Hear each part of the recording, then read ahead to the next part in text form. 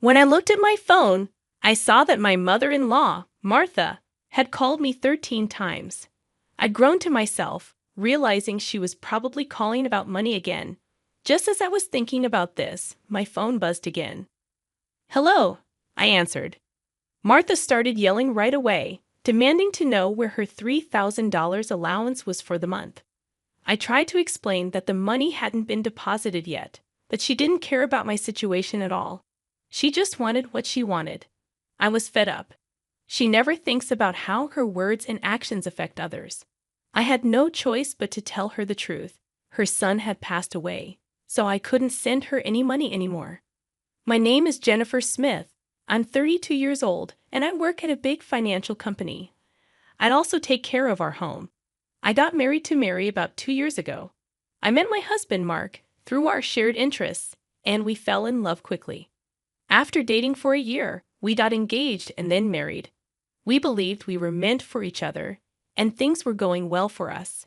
But here's where a problem came up. Martha, my mother-in-law. Mark's father had passed away a few years ago, and since Mark didn't have any siblings, Martha was his only family. The trouble started when I first visited her home to meet her before our wedding. "Nice to meet you, Martha," I said, but she didn't seem pleased. "So, you're Mark's fiancée," she said with a hint of disapproval. "Ah, yes, my name is Jennifer Miller," I replied. "You're quite plain, aren't you?" "I wonder what Mark sees in you," she said, and I couldn't tell if she was joking or serious.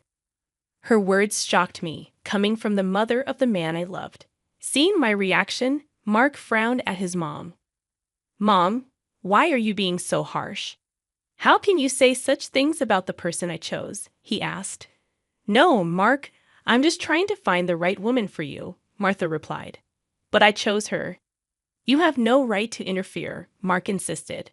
The argument got tense, and I couldn't intervene since it was my first meeting with Martha. Despite the awkward atmosphere, we managed to express our intention to marry. But as we were leaving, Martha called out to Mark. "Can I have a word, Mark?" she asked, sounding a bit unhappy. "You'll still send me the allowance after you get married, right?" she asked. "What promise?" Mark replied. "You know, the allowance," Martha reminded him. "Oh, that. Yes, I'll take care of it." "Can we not discuss it here, please?" Mark replied, a bit uncomfortable. The tension between my husband and his mother lingered in the car on the way home. I finally asked Mark about what had been bothering me. "Hey, Mark, about the conversation you had with your mom as we were leaving." "Yeah, I should have told you about it, Jennifer. I heard something about an allowance. After my dad passed away, I've been sending money to my mom every month." "How much?" $2,000. $2,000? I couldn't help but raise my voice in surprise. He sighed deeply and began to speak slowly. "Actually, my mom has a debt. She lost a lot of money at a casino a long time ago, and she's still paying it off. And because her health isn't great these days, she spends a lot of time at home. But she still needs money to live on. But $2,000? Isn't that a bit too much? If I try to lower the amount, she keeps calling me over and over. And no matter what, a mother is still a mother. I worry about her living alone." I see, Mark is really devoted to his mother, but of course, that makes sense. Since his father passed away, Martha has been the only family he has left. Regardless of her character, she's still his beloved mother. At that time, I only thought of my husband as a kind person. 2 months after our wedding, during my lunch break one day, I received a phone call on my smartphone. The call was from Martha. When I answered with a hello, Martha began to speak in a cheerful tone.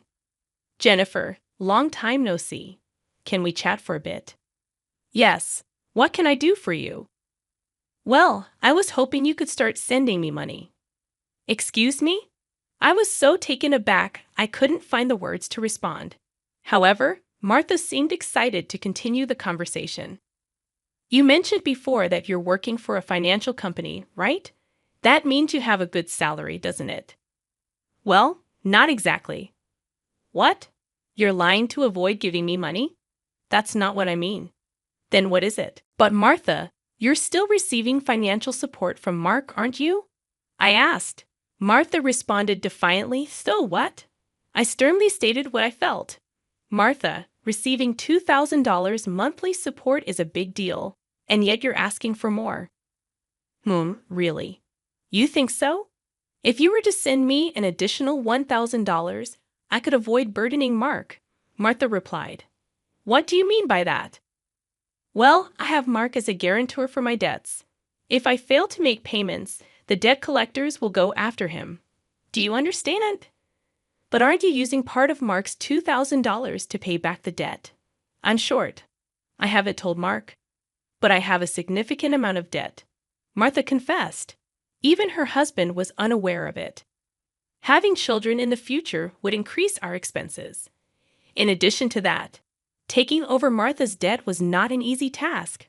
But if Martha's payments fall behind and the debt falls onto Mark, the interest will likely have accumulated significantly by that time. If I refused to send money, it would eventually become a problem for my husband as well. It was better for Martha to pay off her debt now. Thinking along those lines, I reluctantly agreed to Martha's proposal. All right, I'll start sending you money. Really? Good, Jennifer. I knew you would say that. The total, with Mark's contribution, will be $3,000. But this means you can pay off your debt, right? Martha asked eagerly. Yes, of course. I should be able to pay it all off in about a year. You promise, right? You'll make sure to pay off all your debts? I get it. So, I'll be expecting it from this month onwards. Martha ended the call abruptly. Physical exhaustion from work combined with this emotional burden only added to my stress. $1,000 a month? That's gonna be rough. But it's also to prevent future problems for us. After all, if Martha can't make a living, it will upset Mark as well. That night, I promptly reported the matter to my husband. He told me I didn't have to do this. But I had already given my word to Martha, and it was a decision made for our future well-being. Mark expressed his gratitude and understanding, even as he maintained a sorry expression throughout. Time flew by, and 2 years have passed since then. The financial aid we thought would end in a year is still ongoing, and even now, we are transferring $3,000 every month to Martha. What's more, about 2 months ago, Mark fell ill and has been unable to go to work. He's on sick leave, so he's receiving disability benefits, but it's a mere pittance compared to his previous salary. Last month, I managed to transfer $3,000 to Martha from my savings, but it would be very challenging if this situation continues. Unbelievably, Martha has not once come to visit her sick son. We have told her about his hospitalization, but she doesn't show up to see him and only contacts me to ask, "You're still sending the money, right?" I was so angry that I decided to confront Mark about the issue. Mark, listen, don't you think it's wrong that Martha is only concerned about money, even though you're in such a state? We need to think seriously about what to do going forward. Yeah, I've been thinking the same thing. I don't want to put more strain on you, Jennifer. This month, too, she's been bombarding me with calls and messages asking if we've sent the money yet. Are you serious? How can she only think about money when her own son is sick? Mark showed his anger at his mother, his face slightly worn. Then, as if he had an idea, Mark exclaimed, "That's it," and wore a sly grin. What is it, Mark? Well, this is our last resort. I've come up with something good, for my mom. What? Mark suggested a plan I could never have imagined.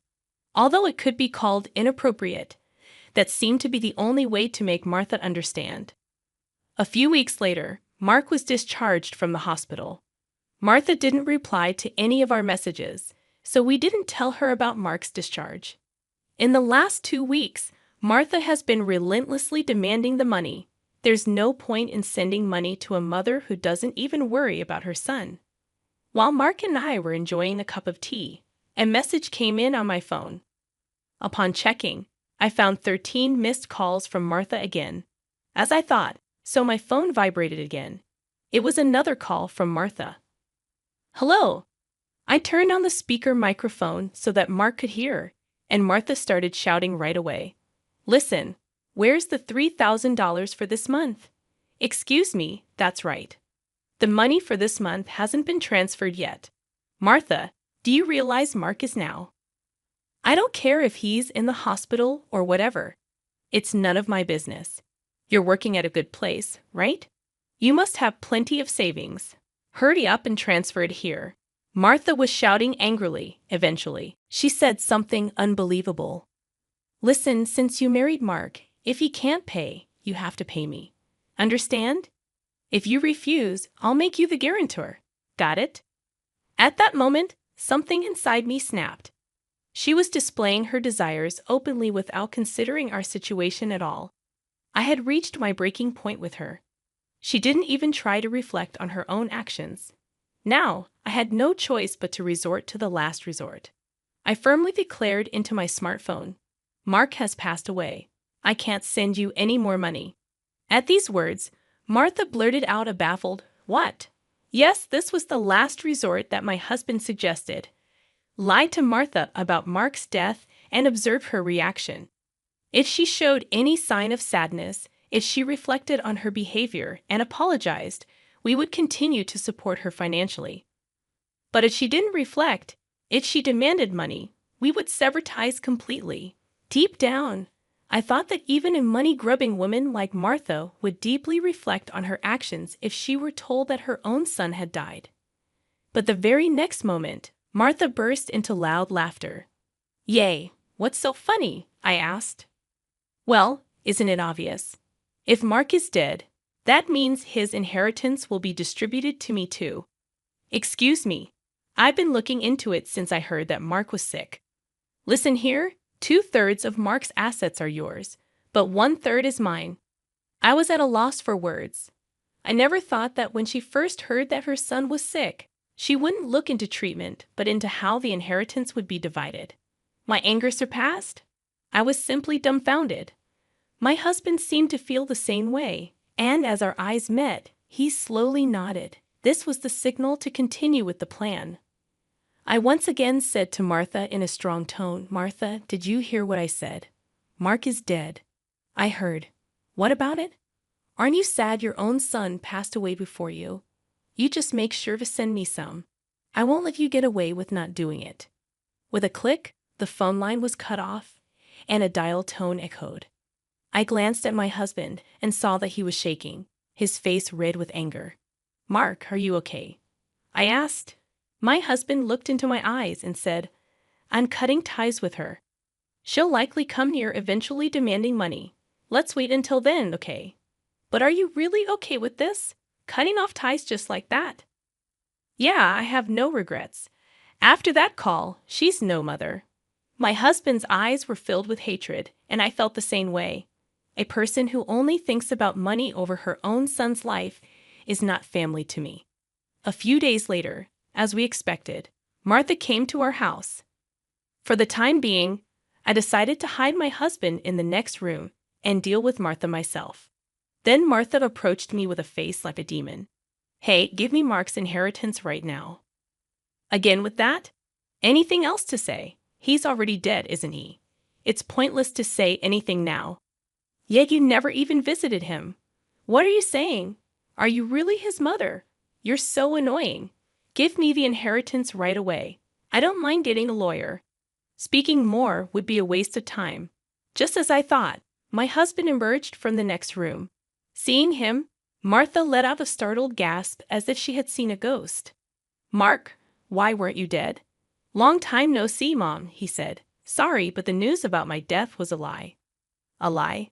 How could you be so disrespectful?" Martha exclaimed. "I wanted to confirm your true nature, Mom. I was curious about how you'd handle the allowance if your son died. But you turned out to be a gold digger, just as I suspected," Mark replied sternly. "What? How dare you call your mother a gold digger?" Martha protested. "Silence. I'm cutting ties with a toxic parent like you," Mark shouted. Martha's mouth hung open in disbelief at my husband's angry shouts. She could not come to terms with the fact that her own son was severing ties with her. "What?